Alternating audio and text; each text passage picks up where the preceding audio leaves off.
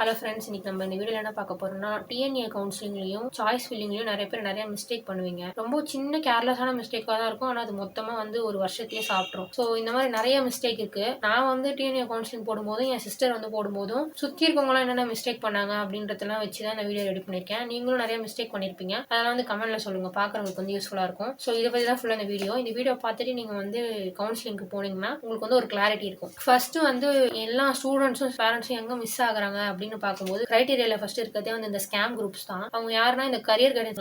So சில பேர் தான், எல்லாரையும் சொல்லல. ஸோ அவங்ககிட்ட வந்து நிறைய பேர் மாட்டிப்பாங்க. இந்த யூடியூப்ல இருக்க கரியர் கைடன்ஸ் நினைப்பீங்க அவங்க வந்து நல்லா எல்லாமே கரெக்டா சொல்றாங்க, எல்லாருமே வந்து அவங்க ரிசர்ச் பண்ணி சொல்றாங்கன்னு நினைப்பீங்க. ஆனா அதுல முக்காவாசி பேர் வந்து அந்த காலேஜ் கிட்ட இருந்து காசு வாங்கிட்டு சொல்லுவாங்க. ஸோ ரொம்ப உஷாரா இருக்கணும் இவங்க கிட்ட தான். ஃபர்ஸ்ட் ரிலேட்டிவ்ஸ் கிட்ட இருந்து தப்பிக்கணும், நெக்ஸ்ட் உங்களோட ஃப்ரெண்ட்ஸ் கிட்ட இருந்து தப்பிக்கணும் அப்படின்னு நம்ம வந்து ஏற்கனவே ஒரு வீடியோல பார்த்திருப்போம். ஆனா ஃபர்ஸ்ட் இவனுங்க கிட்ட தான் தப்பிக்கணுமே. பயமுத்திட்டே இருப்பாங்க. நான் வந்து கவுன்சிலிங் போடும்போதெல்லாம் எங்க அம்மா டெய்லி அந்த கரியர் கைடன்ஸோட வீடியோ பார்த்துட்டே இருப்பாங்க. இவனுங்க வந்து பயமுறுத்திட்டே இருப்பானுங்க நம்மள கான்ஸ்டன்டா, நம்ம எவ்வளவு மார்க் எடுத்தாலும். நான் வந்து 12th படிக்கும்போது இந்த மாதிரி கவுன்சிலிங் போடலாம், அதான் நான் உங்களுக்கு ஏற்கனவே வீடியோ போட்டிருப்பேன். ஒரு வருஷம் கழிச்சு நான் கவுன்சிலிங் போடலான்னு வந்துட்டேன். ஸோ அந்த கவுன்சிலிங் போடலான்னு வரும்போது எங்களுக்கு வந்து தெரியாது. எங்க வீட்டுல வந்து இதுக்கு முன்னாடி யாரும் வந்து இன்ஜினியரிங் படிச்சது இல்லை. எங்க அம்மா சைடும் சரி, எங்க அப்பா சைடும் சரி. ஸோ நான் தான் வந்து ஃபர்ஸ்ட் கிராஜுவேட் போது எங்களுக்கு தெரியாது. இன்ஜினியரிங் மட்டும் தான் எங்களுக்கு தெரியும். நிறைய காசு ஆகுன்றது தெரியும். ஆனா எங்களுக்கு கவுன்சிலிங்லாம் எப்படி போடுறதுன்னு தெரியாது. ஸோ அப்ப நாங்க தேடும்போது ஒரு கரியர் கைடன்ஸ் எக்ஸ்பர்ட் இருக்காரு. அவர்கிட்ட நாங்க இந்த மாதிரி கேட்டோம், கவுன்சிலிங் எவ்வளவு ஆகும். நாங்க நிறைய பேர்கிட்ட கேட்டோம். கவுன்சிலிங்கும் போட்டுருவாங்க. சாய்ஸ் ஃபில்லிங்க்கு வந்து தனி காசு, கவுன்சிலிங் தனி காசு. நாங்க சாய்ஸ் ஃபில்லிங்க்கு தான் கேட்டோம், கவுன்சிலிங் கேட்கல.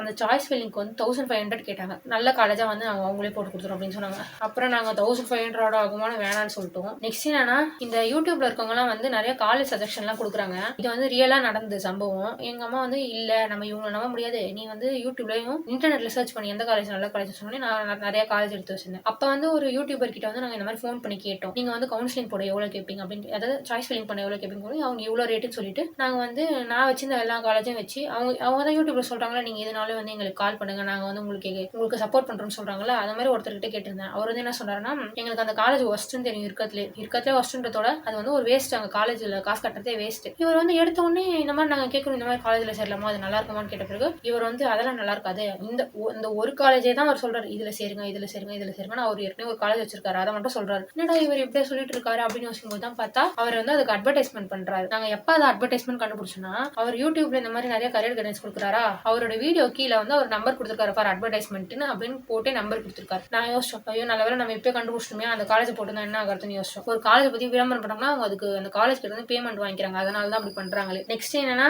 யூடியூப்ல இருக்க கொஞ்சம் பேர் ஸ்கேம், கொஞ்சம் பேர் வந்து உண்மையை சொல்றாங்க, கொஞ்சம் பேர் வந்து போய் சொல்றாங்க. ஸோ அது நீங்க தான் யாரும் கண்டுபிடிக்கிறது அவ்வளவு பெரிய விஷயம் இல்ல. அந்த யூடியூப்ல வந்து நீங்க கமெண்ட் செக்ஷன் படிச்சு பார்த்தாலே போதும், நிறைய பேர் வந்து புலம்பிருப்பாங்க, அதை வச்சு நீங்க கண்டுபிடிச்சிடலாம். நெக்ஸ்ட் நம்ம செகண்ட் திங் போலாம் என்னன்னா, எப்படி சாய்ஸ் ஃபில்லிங் பண்றதுன்றது போலாம். இதுலதான் நிறைய பேர் வந்து தப்பு பண்ணிடுறாங்களே. எவ்வளவோ நிறைய மார்க் எடுக்கிறாங்க, ஆனா சாய்ஸ் ஃபில்லிங்ல வந்து கோட்டை விட்டுறாங்க. முதல்ல நீங்க என்ன பண்ணணும்னா, உங்களோட கட் ஆஃப் கால்குலேட் பண்ணணும். நீங்க எப்படி காலேஜ் வந்து சூஸ் பண்ணணும், நீங்க எந்த கரியர் கைடன்ஸ் ஆட்டே போக வேண்டிய அவசியம் கிடையாது. எங்களுக்கு தெரிஞ்சவங்க, என்னோட சிப்ளிங்ஸ்லாம் வந்து நிறைய மார்க், அவங்களுக்குலாம் நாங்களே தான் போட்டுமே. இப்போ வந்து அவங்க டாப் காலேஜ்ல படிக்கிறாங்க, எங்களுக்கு தெரிஞ்சவங்க எல்லாம் இந்த மாதிரி நிறைய மார்க் எடுத்தவங்க அவங்களே போட்டது தான். என்னோட சிப்ளிங்ஸ்க்கும் நாங்களே தான் போட்டோம். ஸோ அதனால நீங்களே தான் காலேஜ் சூஸ் பண்ண போறீங்க. படிக்கிற பசங்க நீங்க தான் சூஸ் பண்ணணும், உங்க பேரண்ட்ஸ்க்கு எதுவும் தெரியாது. ஸோ நீங்களே காலேஜ் சூஸ் பண்ணுங்க. எதெல்லாம் நீங்க ப்ரெஃபரன்ஸா வச்சு காலேஜ் சூஸ் பண்ணுங்கன்னா, முதல்ல உங்க வீட்டுல எவ்வளவு ஃபீஸ் கட்ட முடியும் அதுதான் ஃபர்ஸ்ட் ப்ரெஃபரன்ஸா வைக்கணுமே நீங்க. அப்புறமா உங்களோட மார்க், இது ரெண்டுத்தையும் வச்சு நீங்க காலேஜ் சூஸ் பண்ணலாம். இப்போ வந்து நான் ஒரு 185 வச்சுக்கலாம் கட் ஆஃப். நான் தான் இப்போ சூஸ் பண்ணணும். அப்ப நான் எப்படி சூஸ் பண்ணுவேன், நான் பார்ப்பேன் எந்தெந்த காலேஜ்லாம் நல்லா இருக்கு, எதுக்குலாம் எவ்வளவு கட் ஆஃப், இதெல்லாம் தெரியல, அதெல்லாம் வச்சு பார்த்து இந்த காலேஜ் நல்லா இருக்கு அந்த காலேஜ் நல்லா இருக்கு நானே வந்து ஒரு பேப்பர்ல எழுதி வைப்பேன் எல்லாத்தையுமே. இந்த கோர்ஸ் படிக்கலாம், இது படிக்கலாம், அது படிக்கலாம். ஸோ நீங்களே தான் சூஸ் பண்ணணும் காலேஜ். ஒன்ஸ் நீங்க காலேஜ் சூஸ் பண்ணிட்ட உடனே நல்ல பணக்காரங்க, நிறைய காசு வச்சிருக்கீங்க, கார்லாம் வச்சிருக்கீங்கன்னா, நீங்க வந்து இப்போ காலேஜ் சூஸ் பண்ணிருக்கீங்களா சில காலேஜ். இதெல்லாம் நான் எப்ப சொல்றேன்னா, நீங்க டிஎன்ஏ மூலமா தான் போறீங்க அப்படின்னு உங்களுக்கு வந்து நீங்க கன்ஃபார்ம் பண்ணிட்டீங்கன்னா, அப்ப வந்து நீங்க என்னென்ன காலேஜ்லாம் ப்ரிஃபரன்ஸ்ல வச்சிருக்கீங்களோ அந்த காலேஜ்ல ஒரு விசிட் பார்த்துட்டு வாங்க. அந்த காலேஜ்குள்ள போயிட்டு சும்மா பாருங்க, காலேஜ் பார்க்க வந்திருக்கும்னு சொல்லிட்டு போய் பாருங்க. அங்க இருக்க ஸ்டூடெண்ட்ஸ் கிட்ட நீங்க பேசினாலே போதும். நீங்க வந்து ஒரு காலேஜ் நல்ல காலேஜா நல்லா இல்லாத காலேஜான்னு தெரியறதுக்கு அதுல ஒரே ஒரு ஆள் தான் உண்மையா இருப்பாங்க. அதுக்குள்ள இருக்க ஸ்டூடெண்ட்ஸ் மட்டும் தான் உண்மையா சொல்லுவாங்களே. ஸோ அவங்க கிட்ட கேட்டாலே போதும். அந்த ஸ்டூடெண்ட்ஸ் கிட்ட கேட்டாலே அவங்க மொத்தத்தையும் சொல்லிடுவாங்க அந்த காலேஜ் பத்தி. அப்புறமா நீங்க ஃபில்டர் பண்ணலாம், இது ஓகே இது நல்லா இல்லைன்னு சொல்லிட்டாங்க ஃபில்டர் பண்ணிட்டு, இல்ல எனக்கு வந்து அவ்வளவு நாங்க வசதிலாம் இல்ல, நாங்களால காலேஜ்லாம் போய் பார்க்க முடியாதுன்றவங்க வந்து ஓஆர்ஆர் ரிப்பேட்னு இருக்கு வெப்சைட்ஸ், இதெல்லாம் குரோம்ல. அதுல வந்து நீங்க இந்த college is worth or not அப்படின்னு போட்டீங்கன்னா அதுல வந்து அந்த படிச்சவங்க எல்லாம் வந்து அதோடைய கமெண்ட் சொல்லிருப்பாங்க. இல்லைன்னா நீங்க என்ன பண்ணலாம், இப்ப வந்து நான் இந்த காலேஜ் செலக்ட் பண்றேன்னு வச்சுக்கலாம். இந்த காலேஜ்ல வந்து உங்களுக்கு சுத்தி இருக்கவங்க யாராவது படிச்சிருக்காங்களான்னு பாருங்க, அவங்க கிட்ட கேளுங்க. படிச்சவங்க கிட்ட கேளுங்க, உங்க ரிலேட்டிவ்ஸ் கிட்ட எல்லாம் கேட்காதீங்க. அந்த படிச்ச பசங்க அவங்க கிட்டே கேளுங்க எப்படி இருக்கும்னு. ஏன்னா வந்து அவங்க கிட்ட ரியல் டைம் நாலேஜ் இருக்கும், வேற யார்ட்டையும் ரியல் டைமா நாலேஜ் இருக்காது அதுக்குள்ள இருக்கவங்களுக்கு. இன்னொன்னு என்னன்னா, நீங்க இந்த யூடியூப்ல இருக்க ஃப்ராட் ஃப்ராடு தான் நான் சொல்றேன். நிறைய நல்லவங்களும் இருக்காங்க. அவங்க யார்கிட்டயுமே நீங்க யார் ஃப்ராடு என்னன்னு கண்டுபிடிக்கணும் முதல்ல அதோட கமெண்ட் செக்ஷன் படிங்க. அவங்களோட வீடியோட கமெண்ட் செக்ஷன் படிச்சீங்களே போதும். அவங்க யார்கிட்ட நீங்க எந்த கைடன்ஸும் கேட்கணுன்ற அவசியம் கிடையாது. நீங்களே உங்க காலேஜ் செலக்ட் பண்ணலாம். முதல்ல இது ரொம்ப இந்த 3 தான் ரொம்ப முக்கியமான விஷயம். நீங்க நம்பவே கூடாது. இதுல ஃபர்ஸ்ட் இருக்கிறது நம்மளோட ரிலேட்டிவ்ஸ். இந்த ரிலேட்டிவ்ஸ் இருக்காங்க பாருங்க. இந்த மாதிரிலாம் வந்து யாருமே நம்ப மாட்டாங்க. நாங்க வந்து நம்பணும். ஏற்கனவே நான் ஒரு வீடியோ போட்டிருப்பேன். நான் வந்து எப்படி டிசி வாங்கினேன்றது. ஏன்னா நான் அப்பதான் 12th முடிச்சேன். 12th முடிச்சோடனே என் மார்க் கம்மின்னு சொல்லிட்டு எங்க ரிலேட்டிவ்ஸ் ஒருத்தர் வந்து இந்த மாதிரி ஒரு காலேஜ் இருக்கு ஃப்ரீயா சேர்த்துப்பாங்கன்னு சொன்னார். நீங்க முதல்ல என்ன யோசிக்கணும்? முதல்ல அவர் படிச்சிருக்காரா இல்லையான்னு யோசிக்கணும். அவரே படிக்கல. அவர் வந்து எனக்கு கைடன்ஸ் பண்றாரு. நான் வந்து மார்க் கம்மி அப்படி வா நாங்க வேற காலேஜ் சேர்க்கிறோம். அவர் வந்து எனக்கு கைடன்ஸ் பண்றாரு. அப்ப நீங்க தெரிஞ்சுக்கணும் அது எவ்வளவு பெரிய விஷயத்துலவே முடிஞ்சிச்சுன்னு நான் வீடியோ போட்டிருக்கேன் ஃபுல்லாவே. முதல்ல நீங்க உங்க ரிலேட்டிவ்ஸை நம்பவே கூடாது. அந்த ஒருத்தர் இருப்பாரு யூடியூப்ல சொல்லுவாரு பாருங்க, நீங்க நல்லா இருக்கணும்னா 2 பேரை நம்ப கூடாது. முதல்ல உங்க ரிலேட்டிவ்ஸ் நம்ப கூடாது, அப்புறம் உங்க ஃப்ரெண்ட்ஸ் நம்ப கூடாதுன்னு சொல்லுவாரு பாருங்க. அது உண்மை. நெக்ஸ்ட் ஏன்னா வந்து உங்க ரிலேட்டிவ்ஸ் வந்து எஜுகேட்டடா இருக்க மாட்டாங்க. எஜுகேட்டடா இருக்கவங்க கிட்ட கேளுங்க. ஆனா வந்து அந்த ஸ்டூடெண்ட்ஸ் தான் வந்து ரியல் டைம் நாலேஜ். பெஸ்ட் வந்து அந்த காலேஜ்குள்ளே படிக்கிற ஸ்டூடெண்ட்ஸ் கிட்ட தான் கேட்கணும். ஓகே இதுதான் வந்து எப்படி சாய்ஸ் ஃபில்லிங் பண்ணணுன்றதுல ஒரு சில இம்பார்ட்டன்ட் பாயிண்ட். என்னென்ன மிஸ்டேக்லாம் பண்ணக்கூடாது அப்படின்றத பார்க்கலாம். எல்லா காலேஜும் கொடுத்து சாய்ஸ் ஃபில்லிங் பண்றீங்க. அதை அப்லோட் பண்றதுக்கு முன்னாடி நீங்க என்ன பண்ணணும்னா அந்த சாய்ஸ் ஃபில்லிங்கை ஜெராக்ஸ் எடுத்து இன்னொரு வாட்டி செக் பண்ணணும். செக் பண்ணி பார்த்துட்டு தான் நீங்க வந்து அப்லோடே கொடுக்கணும். இதுதான் நிறைய பேர் மிஸ்டேக் பண்ணிடுறாங்க. இதுதான் வந்து என்னுடைய தங்கச்சியோட ஃப்ரெண்டு. இப்போ வந்து அவளும் என் தங்கச்சும் அவளும் ஒரே காலேஜ்ல படிக்கிறாங்க. என்னன்னா அந்த பொண்ணோட கட் ஆஃப் வந்து 195. அந்த பொண்ணு வந்து என்னோட தங்கச்சியோட காலேஜ் ட்ரிபிள் படிக்கிறா. என் தங்கச்சி வந்து சிஎஸ்சி படிக்கிறா. என்னன்னா அந்த பொண்ணு வந்து கரெக்டா தான் வந்து சாய்ஸ் ஃபில்லிங் பண்ணிருக்காங்க. ஆனா வந்து சாய்ஸ் ஃபில்லிங் அப்லோட் பண்றதுக்கு முன்னாடி அந்த சாய்ஸ் ஃபில்லிங் வந்து ஒழுங்கா பார்க்கல. அதாவது செக் பண்ணல. அப்லோட் பண்றதுக்கு முன்னாடி அந்த ஜெராக்ஸ் எடுத்து நீங்க செக் பண்ணணும். எல்லாம் கரெக்டா இருக்கா நம்ம ப்ரெஃபரன்ஸ் படி நம்ம செக் பண்ணணும். அந்த பாப்பா செக் பண்ணவே போட்டதுனால அந்த காலேஜ்ல அவளுக்கு ட்ரிபிள் கிடைச்சிச்சு. அவளுக்கு இன்னும் நல்ல இதுவே கிடைச்சிருக்கு. So you have to check. நீங்க செக் பண்ணணும். ஏன்னா அப்புறம் சம்டைம்ஸ் வந்து அந்த சிஸ்டமே கூட எரரா இருக்கலாம். ஏதாவது எரர் நடக்கலாம். நீங்க செக் பண்ணி தான் போடணும். ஃபர்ஸ்ட் இந்த பொண்ணுக்கு வேற ஏதாவது கூட கிடைச்சிருக்கும். இன்னும் இதுக்கு முன்னாடி இருக்க டிபார்ட்மெண்ட் கூட கிடைச்சிருக்கும். பட் அதான் கிடைச்சிச்சு. நெக்ஸ்ட் வந்து இன்னும் ரொம்ப முக்கியமான விஷயம் என்ன பண்ணுவாங்கன்னா வீட்டுல இருக்கிற லேப்டாப்லேயே சாய்ஸ் ஃபில்லிங் டிஎன்ஏ கவுன்சிலிங் போடுவாங்க. கொஞ்சம் காசை வந்து மிச்சம் பண்றேன்னு சொல்லி அப்பெல்லாம் தயவு செய்து பண்ணிடாதீங்க. நேரா ஒரு நல்ல நெட் சென்டரா போங்க. நல்ல நெட் சென்டர்னு சொல்றேன். எக்ஸ்பீரியன்ஸான நெட் சென்டர் கிட்ட போங்க. அப்புறம் இந்த டாக்ஸிக்கா இருக்கிற நெட் சென்டர் பசங்க கிட்ட போகாதீங்க. என்ன ஆச்சுன்னா இதுவும் ரியல் டைமா நடந்தது தான். நான் வந்து என்னோட சாய்ஸஸ் ஃபுல்லா ரெடி பண்ணிட்டு இங்க கம்ப்யூட்டர் சென்டருக்கு போயிட்டேன். நான் எப்பவுமே ரெகுலரா போற கம்ப்யூட்டர் சென்டர் நான் தான் இன்னைக்கு மூடி இருந்தேன். சரி வேற ஒருத்தர் கிட்ட போகணும்னு போயிட்டேன்.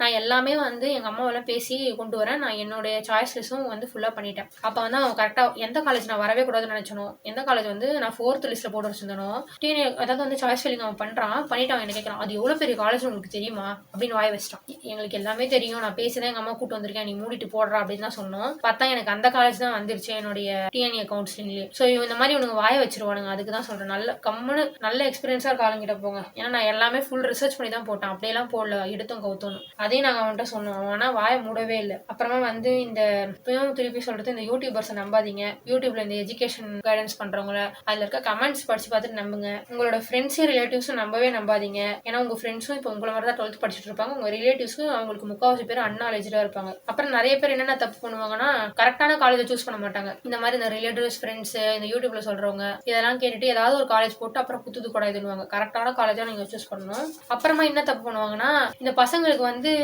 மார்க் வந்த உடனே பறக்கான்னு போயிட்டு ஏதாவது ஒரு காலேஜ்ல போய் சீட்டு பிடிச்சிருவாங்க. கடகடன்னு போய் சீட்டை பிடிக்கிறது கியூரியஸா அப்படி சீரியஸா போயிட்டு ஏதாவது காலேஜ் சீட்டு பிடிச்சிருவாங்க. இது கூட பரவாயில்ல. எங்க காலேஜ்ல வந்து இன்னும் 12th ஆரம்பிக்கல எக்ஸாமே, அதுக்குள்ள வந்து இவனுங்க இப்பவே சீட் போட ஆரம்பிச்சிட்டானுங்க எங்க காலேஜ்ல வந்து. சோ அதெல்லாம் பண்ணாதீங்க. இப்ப நான் ஒரு எக்ஸாம் இப்ப நடந்தது வந்து உண்மையா நடந்ததுதான் சொல்றேன். என்னோட தங்கச்சி ஸ்கூல்ல வந்து ஒரு பையன் இருக்கான். அவனோட கட் ஆஃப் வந்து ஹை கட் ஆஃப். எப்படி சொல்றது 195க்கு மேல 95 நம்ம கட் ஆஃப். அந்த பையன் வந்து என்னன்னா 194 தான். அவனுக்கு வந்து சிஎஸ்சி தான் வேணுமா. ரிசல்ட் வந்தோடனே உட்காந்து இருந்திருக்காங்க. அப்ப பார்த்தா ஒரு காலேஜ் வந்து ஃபோன் பண்ணி நான் உன்னை ஃபுல் ஃப்ரீயா எடுத்துக்கிறேன்னு சொல்லி கூப்பிட்டுருக்காங்க. இவங்களும் போய் அங்க அட்மிஷன் போட்டாங்க. அந்த காலேஜ் வந்து டயர் 2ல தான் வருது. நான் யோசிச்சேன் என்னடா இது இவ்வளவு பெரிய கட் ஆஃப் வேஸ்ட் பண்ணிட்டானே அப்படின்னு யோசிச்சேன். ஃபுல் ஃப்ரீயா 4 வருஷம் சேர்த்துக்காங்க. அது ஓகே. ஆனா நீ எடுத்துக்கிறது எவ்வளவு பெரிய மார்க். நீ வந்து டாப் காலேஜ்ல வேற ஏதாவது கோர்ஸ் கூட படிக்கலாம். ஆனா அவன் சிஎஸ்சி தான் வேணும்னா சிஎஸ்சி டயர்ல லாஸ்ட்ல இருக்க காலேஜ் கூட சேர்ந்துருக்கலாம். அவன் வந்து லூசுத்தனமா போய் ஒரு காலேஜ்ல சேர்ந்துட்டான். காலேஜ் பேர் சொல்ல விரும்பல. ஆனா வந்து அந்த மாதிரிலாம் பண்ணாதீங்க. உங்களுக்கு வந்து நீங்க நல்லா கட் ஆஃப் வச்சு அதாவது 190 மேல வச்சிருந்தாலே அந்த காலேஜ்ல ஃபுல் ஃப்ரீன்ற மாதிரி என்னமோ சொன்னாங்க. நீங்க இந்த மாதிரி 190 மேல இருந்தாலே இந்த மாதிரி இருக்க காலேஜ் எல்லாம் கூப்பிடுவாங்க. நான் உங்களை ஃப்ரீயா சேர்த்துக்கிறேன் அந்த மாதிரிலாம் போய் சேராதீங்க. பெஸ்ட் காலேஜா போடும்போது. இப்போ வந்து என்னுடைய தங்கச்சியோடைய ஃப்ரெண்ட்ஸ் வந்து 2 பேரும் ஓரளவுக்கு நல்ல மார்க் எடுக்கிறாங்க.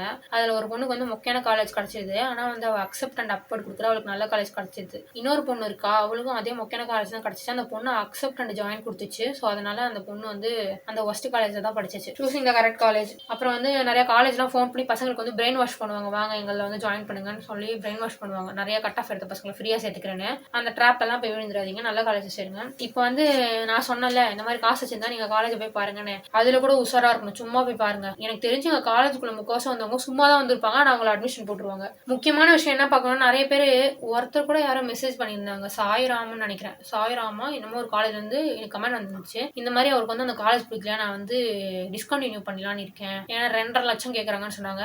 இந்த மாதிரி டிஸ்கண்டினியூ பண்ணி நீங்க டிசி வாங்க ஈஸியான விஷயம் இல்ல, உங்களுக்கு ஒரு நல்ல காலேஜ் தான் கிடைச்சிருக்கு, நீங்க வந்து அப்படிலாம் பண்ணாதீங்க. நான் மெசேஜ் அனுப்பிச்சேன். அந்த மாதிரி அவங்களுக்கு என்ன சொல்றேன்னா, உங்களால அந்த அளவுக்கு காலேஜ் ஃபீஸ் வந்து அஃபோர்ட் பண்ண முடியுமான்னு பார்த்து தான் நீங்க சேரணும். அதுக்கு முன்னாடி சேராதீங்க. அப்புறம் உங்களுக்கும் அந்த மாதிரி தான் தோணும். அவர் சொன்ன மாதிரி நம்ம வந்து நமக்கு ஒரு மைண்ட் செட் இருக்கு, இன்ஜினியரிங்னால நிறைய ஃபீஸ் தானே. நான் 12th முடிச்சுட்டு ஒரு வருஷம் இருந்தேன்னா அப்போ வந்து நான் கவுன்சிலிங் போட ரெடி ஆயிட்டேன். அப்போ நான் என்னுடைய எந்தெந்த காலேஜ்லாம் நான் படிக்கலாம்னு எடுத்துட்டு அந்த காலேஜுக்குலாம் ஃபோன் பண்ணி எவ்வளோ ஃபீஸ்னு கேட்டேன். எனக்கு வந்து ஆச்சரியமாவே இருந்துச்சு சில காலேஜ் ஃபீஸ்லாம் கேட்கும்போது. ஸோ வந்து நம்ம நினைப்புல இன்ஜினியரிங்னால இவ்வளோ ஃபீஸ் அவ்வளோ ஃபீஸ்னு நீங்கள் வந்து ஃபோன் பண்ணி கேட்டு எனக்கு வந்து அப்போ நான் அப்படியே ஸ்டக் ஆயிட்டேன். எனக்கு ரொம்ப ஸ்டக் ஆயிடுச்சு. நீ 80,000 90,000 தெரிஞ்சுன்னா நான் வந்து 12th முடிச்சு ஒரு வருஷம் நான் வீட்டில் இருந்துட்டு உடனே நான் அப்பவே போய் சேர்ந்துட்டு பண்ணி எங்க அம்மா சொல்றாங்க, நான் உன்னை அப்பயே சேர்த்து விட்டுட்டு பண்ணி இவ்வளோ கம்மினா அப்படின்னு சொன்னாங்க. ஸோ வந்து அதெல்லாம் முதல்ல எல்லா காலேஜுக்கும் ஃபோன் பண்ணி கேளுங்க எவ்வளோ ஃபீஸ்னு. கேட்காம நம்ம நினைச்சுக்கோ நமக்கு ஒரு இது இருக்கு, இன்ஜினியரிங்னால நிறைய ஆகுன்ற ஒரு இது இருக்கு. அதுக்குன்னு வந்து மொக்க காலேஜுக்கு ஃபோன் பண்றது இல்லை. நல்ல காலேஜா உங்களுக்கு எது வந்து நல்ல காலேஜ்னு தோணுது, எது நல்ல பேர் இருக்க காலேஜோ அதுக்கு வந்து ஃபோன் பண்ணி கேளுங்க. நெக்ஸ்ட் வந்து இது ரொம்ப முக்கியமான விஷயம், நீங்க பண்ணக்கூடிய மிஸ்டேக்ல நிறைய பசங்க வந்து அவங்க பேரண்ட்ஸ் வந்து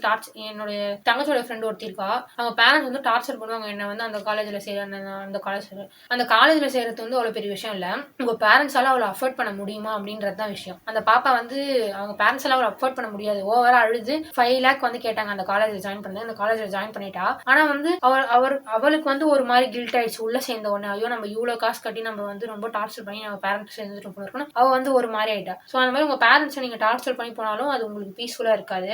நெக்ஸ்ட் இது ரொம்பவே முக்கியமான விஷயம், நிறைய பேருக்கு அட்டானமஸ் காலேஜுக்கும் நான் அட்டானமஸ் காலேஜுக்கும் இருக்கிற டிஃபரன்ஸே தெரியல.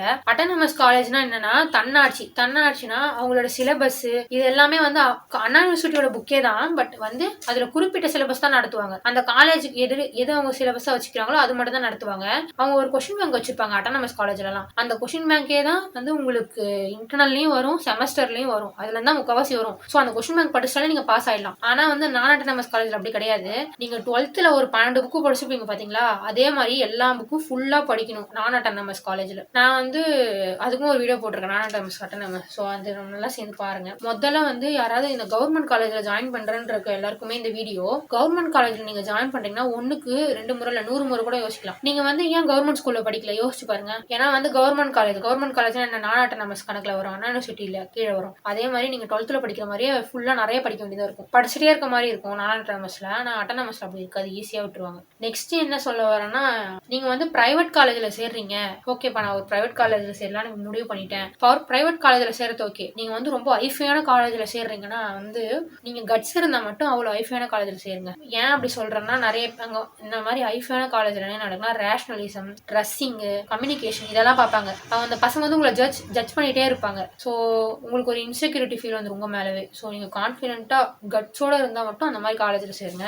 அப்புறம் உங்களுக்கு அதை வந்து ஹேண்டில் பண்ண முடியலன்னா நல்லா இருக்காது. ஸோ ஒரு பாசிட்டிவ் வைபா இருங்க, பாசிட்டிவ் வைபா போய் உங்களோட கவுன்சிலிங் போடுங்க, டிஎன்ஏ அப்ளிகேஷன் போடுங்க, சாய்ஸ் ஃபில்லிங் பண்ணுங்க, கோயிலுக்கு போயிட்டு நல்லா பாசிட்டிவ் வைபா பண்ணுங்க. எது பண்ணாலும் அழுதுட்டு சண்டை போடலாம் போகாதீங்க, ஏன்னா அதான் உங்க 4 வருஷத்தை ரிஃப்ளெக்ட் பண்ணும். அதே மாதிரி இந்த மொக்கையா இருக்கிற கம்ப்யூட்டர் சென்டர், வேஸ்டா இருக்க கம்ப்யூட்டர் சென்டருக்குலாம் தயவு செய்து போகாதீங்க. நல்ல எக்ஸ்பீரியன்ஸா இருக்க கம்ப்யூட்டர் சென்டருக்கு மட்டும் போங்க. நெக்ஸ்ட் ஒரு முக்கியமான விஷயம் என்னன்னா, இந்த கரண்ட் நியூஸ்ல அப்டேட்டடா இருங்க. ஏன்னா வந்து எப்ப இந்த சாய்ஸ் ஃபில்லிங் பண்ணும், டிஎன்ஏ கவுன்சிலிங் எப்ப விடுறாங்க, இதெல்லாம் வந்து நியூஸ்ல அப்டேட் பண்ணிட்டே இருப்பாங்க. நீங்க வந்து டே டு டே அது அப்டேட்லயே இருக்கணும். நீங்க வந்து சாய்ஸ் ஃபில்லிங் பண்ணி காலேஜ் அட்மிஷன் போடுற வரைக்குமே நீங்க அப்டேட்டடா இருக்கணும். அதுக்கெல்லாம் இந்த கரியர் கைடன்ஸ்ல நிறைய பேர் வந்து யூடியூப்ல வீடியோ போட்டுட்டே இருப்பாங்க டெய்லி. அவங்கள பார்த்தாலே உங்களுக்கு ஓரளவுக்கு அப்டேட் வந்துடும். ஆனா பட் நீங்க அப்டேட்டடா இருக்கணும், டிஎன்ஏ கவுன்சிலிங் வெப்சைட் பார்த்துட்டே இருக்கணும். நெக்ஸ்ட் வந்து இன்னொரு மிஸ்டேக் என்ன பண்ணுவோம்னா, என் தங்கச்சியோட ஃப்ரெண்டு ஒருத்தி இருக்கா, அவ வந்து என்ன பண்ணிருக்கா, இந்த மாதிரி காலேஜ் போட்டா அவளுக்கு ஒரு காலேஜ் கிடைச்சிருக்கானா அவளுக்கு அந்த காலேஜ் வந்து பிடிக்கல. இவங்க யோசிச்சுனே இருந்துட்டு 2 நாள் வரைக்குமே எதுவுமே பண்ணல. 2 நாள் ஆயிடுச்சு, இவங்க வந்து என்ன கொடுக்கல, அக்செப்ட் அண்ட் ஜாயினும் கொடுக்கல, அக்செப்ட் அண்ட் அப்போடும் கொடுக்கல, டிக்ளைனும் கொடுக்கல, எதுவுமே கொடுக்காம கம்மன் விட்டுட்டு இருக்காங்க. அப்ப என்ன ஆயிடுச்சுன்னா,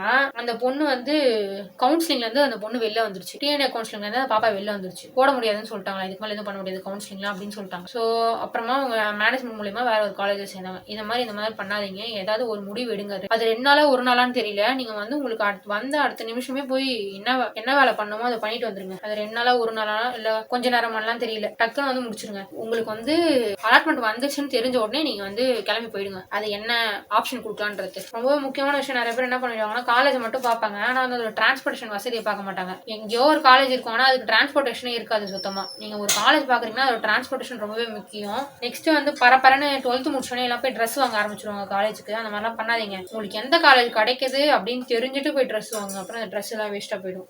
இது வந்து எனக்கும் நடந்துச்சு, என் தங்கச்சிக்கும் நடந்துச்சு.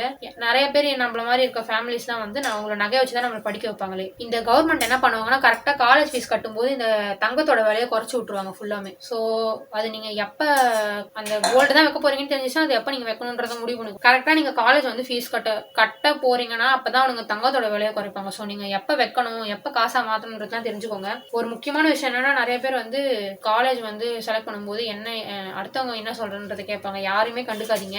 உங்களுக்கு என்ன வேணும், உங்களுக்கு தேவையான அந்த காலேஜ்ல இருக்கா அப்படின்னு பாருங்க. இது ரொம்பவே முக்கியமான விஷயம். நிறைய பேரண்ட்ஸ் வந்து இப்படிதான் பண்றாங்க. எங்க காலேஜ்ல வந்து இப்போ கூட அந்த பசங்க 12th எழுதல, அதுக்குள்ள அந்த சீட் போட்டு போறாங்க. நீங்க வந்து ஸ்ட்ரிக்டான காலேஜ்ல படிச்சீங்கன்னா அதுல என்ன நடக்கும்னு கூட அவங்களுக்கு தெரியல. ஸ்ட்ரிக்டான காலேஜ்ல படிச்சீங்க, நம்மள சுத்தி உங்களுக்கு ஒரு மைண்ட் செட் இருக்கு, இந்த மாதிரி ஸ்ட்ரிக்டான காலேஜ் தான் நம்ம பொண்ணு வந்து ரொம்ப சேஃபா இருக்கும் அப்படின்னு.